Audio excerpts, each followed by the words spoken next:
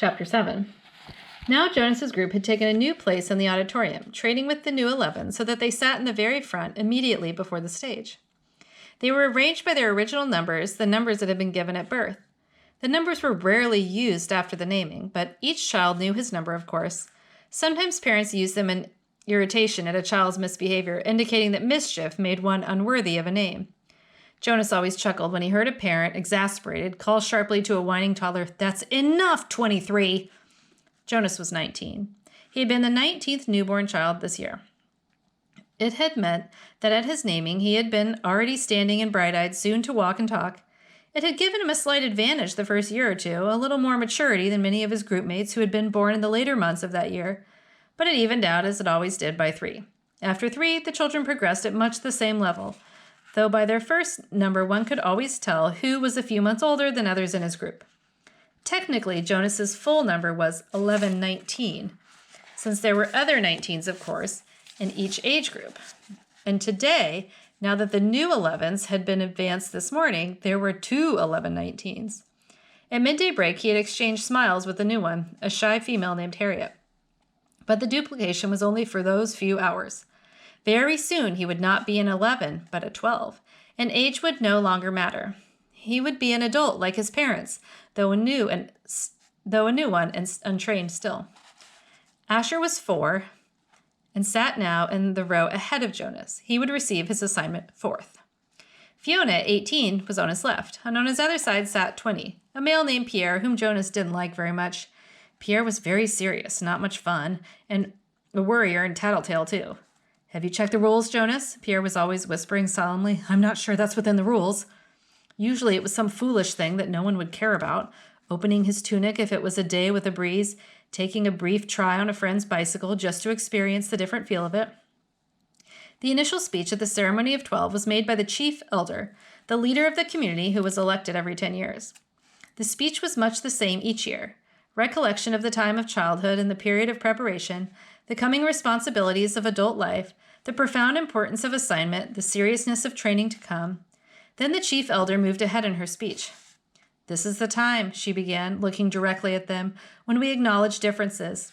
You 11s have spent all your years till now learning to fit in, to standardize your behavior, to curb any impulse that might set you apart from the group. But today, we honor your differences. They have determined your futures." She began to describe this year's group and its variety of personalities, though she singled no one out by name. She mentioned that there was one who had singular skills at caretaking, another who loved new children, one with unusual scientific aptitude, and a 4th for whom physical labor was an obvious pleasure. Jonas shifted in his seat, trying to recognize each reference as one of his groupmates. The caretaking skills were no doubt those of Fiona on his left. He remembered noticing the tenderness with which she had bathed the old.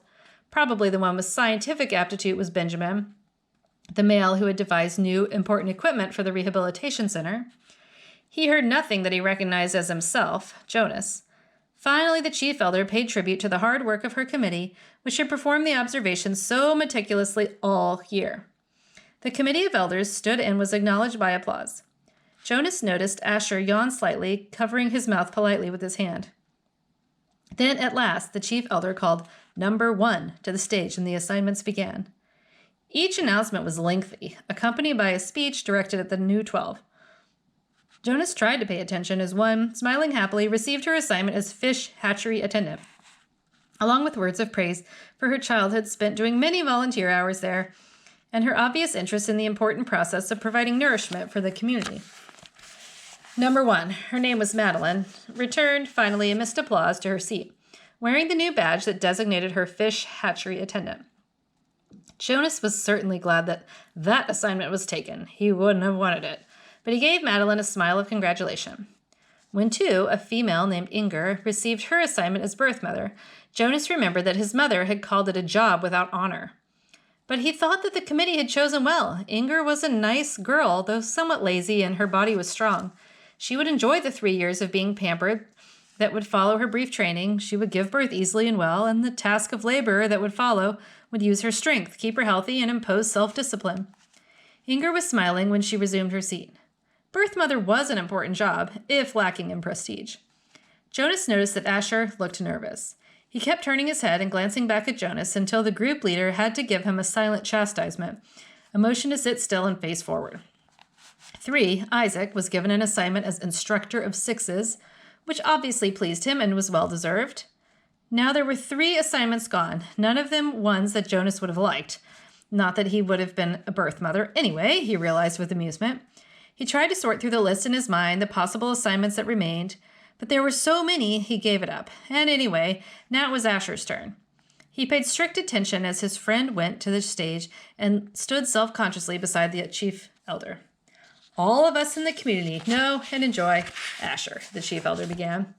Asher grinned and scratched one leg with the other foot. The audience chuckled softly.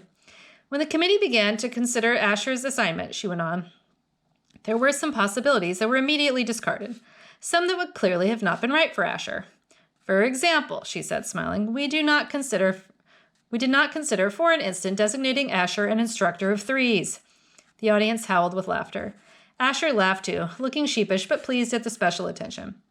The instructors of threes were in charge of the acquisition of correct language. In fact, the chief elder continued, chuckling a little herself, we even gave a little thought to some retroactive chastisement for the one who had been Asher's instructor of threes so long ago. At the meeting where Asher was discussed, we retold many of the stories that we all remembered from his days of language acquisition. Especially, he said, chuckling, the difference between snack and smack. Remember, Asher? Asher nodded ruefully, and the audience laughed aloud. Jonas did too. He remembered, though he had been only a 3 at this time himself. The punishment used for small children was a regulated system of smacks with a disciplined wand, a thin, flexible weapon that stung painfully when it was wielded. The child care specialists were trained very carefully in the discipline methods, a quick smack across the hands for a bit of minor misbehavior, 3 sharper smacks on the bare legs for a second offense. Poor Asher, who was always talked too fast and mixed up his words even as a toddler. As a 3, eager for his juice and crackers at snack time, he one day said smack instead of snack as he stood waiting in line for the morning treat. Jonas remembered it clearly. He could still see little Asher wiggling with impatience in the line. He remembered the cheerful voice calling out, I want my smack! The other 3s, including Jonas, had laughed nervously. Snack, they corrected. You meant snack, Asher. But the mistake had been made, and precision of language was one of the most important tasks of small children. Asher had asked for a smack. The discipline wand in the hand of the child care worker whistled as it came down across Asher's hands. Asher whimpered, cringed, and corrected himself instantly. Snack, he whispered. But the next morning he had done it again, and again the following week. He couldn't seem to stop, though for each lapse the discipline wand came again, escalating to a series of painful lashes that left marks on Asher's legs. Eventually, for a period of time, Asher stopped talking altogether when he was a 3. For a while, the chief elder said, relating the story, we had a silent Asher, but he learned. She turned to him with a smile. When he began to talk again, it was with greater precision, and now his lapses are very few. His corrections and apologies are very prompt, and his good humor is unfailing. The audience murmured in agreement. Asher's cheerful disposition was well known throughout the community. Asher, she lifted her voice to make the official announcement. We have given you the assignment of Assistant Director of Recreation. She clipped on his new badge as he stood beside her, beaming. Then he turned and left the stage as the audience cheered. When he had taken his seat again, the chief elder looked down at him and said the words that she had said now 4 times, and would say to each new 12. Somehow she gave it special meaning for each of them. Asher, she said, thank you for your childhood. The assignments continued, and Jonas watched and listened, relieved now by the wonderful assignment his best friend had been given. But he was more and more apprehensive as his own approached.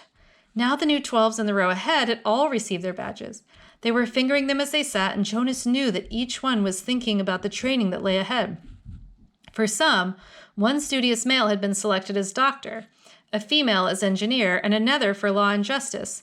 It would be years of hard work and study. Others, like laborers and birth mothers, would have a much shorter training period.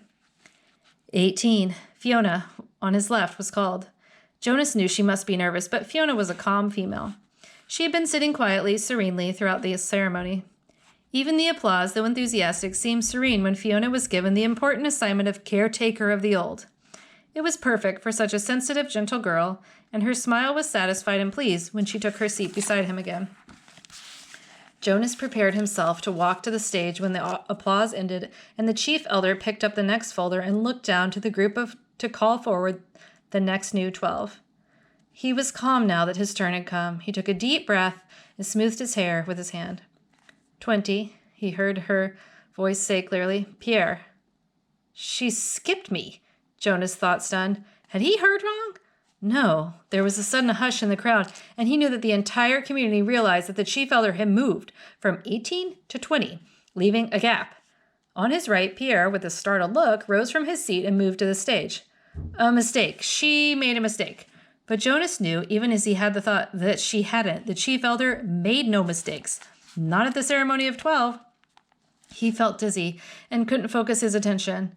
He didn't hear what assignment Pierre received and was only dimly aware of the applause as the boy returned wearing his new badge. Then 21, 22. The numbers continued in order. Jonas sat dazed as they moved into the 30s and then the 40s, nearing the end. Each time at each announcement, his heart jumped for a moment, and he thought wild thoughts. Perhaps now she would call his name. Could he have forgotten his own number? No, he had always been 19. He was sitting in the seat marked 19. But she had skipped him. He saw the others in his group glance at him, embarrassed, and then avert their eyes quickly. He saw a worried look on the face of his group leader. He hunched his shoulders and tried to make himself smaller in the seat. He wanted to disappear, to fade away, not to exist. He didn't dare to turn and find his parents in the crowd. He couldn't bear to see their faces darkened with shame. Jonas bowed his head and searched through his mind.